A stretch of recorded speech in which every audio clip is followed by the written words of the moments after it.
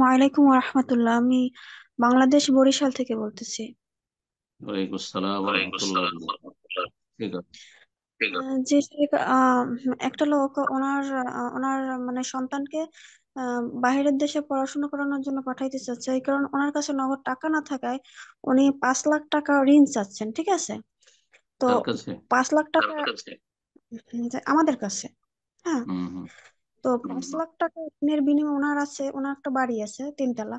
তো উনি হুম ওইটার মানে দ্বিতীয় তলার একটা ইউনিট উনি দিতে চাচ্ছে। উনি বলতেছে এই ইউনিটটা আপনি 5 বছরের জন্য নিবেন, নিয়ে 5 বছর আপনি ভাড়াও দিতে পারেন অথবা নিজেও থাকতে পারেন। হ্যাঁ। হুম তো আর আর 5 বছর পরে আমি যখন আপনার 5 লক্ষ টাকা শোধ করে দিব, তখন আপনি এই বাসাটা আমাকে দিয়ে দিবেন। হ্যাঁ।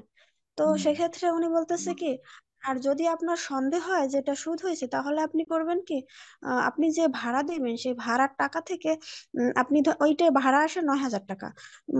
বলে আপনি তাহলে 1,000 টাকা করে আমাকে মানে ভাড়া দিয়ে দিবেন। আপনি নিজে থাকলেও আমাকে 1,000 টাকা বা 500 টাকা দিবেন। আর যদি আপনি নিজেও ভাড়া দেন তাহলেও সেখান থেকে আমাকে 1,000 বা 500 টাকা দিবেন। তাহলে আর এটা সুদ হবে না। এখন আমার এটা সন্দেহ লাগতেছে, এটা কি ওকে অন্য আসলেই জায়েজ? ওকে ওকে হ্যাঁ। বলেন যে অন্য লোককে 1,000 টাকা ভাড়াটা দিয়ে দাও তুমি।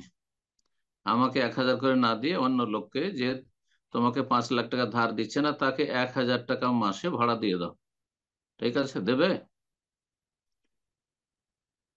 আল্লাহ হেদায়েত দান করুক, হারাম থেকে বাঁচার তৌফিক দান করুক। সুদ আপনার জন্য জায়েজ নয়।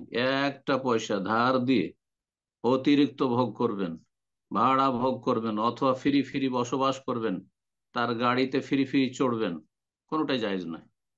কোনো বেনিফিট নেওয়া জায়েজ নয় ধার দিয়ে। সুদ সব ধ্বংসাত্মক গুনাহ। আল্লাহ হেদায়েত দান করুক। জি।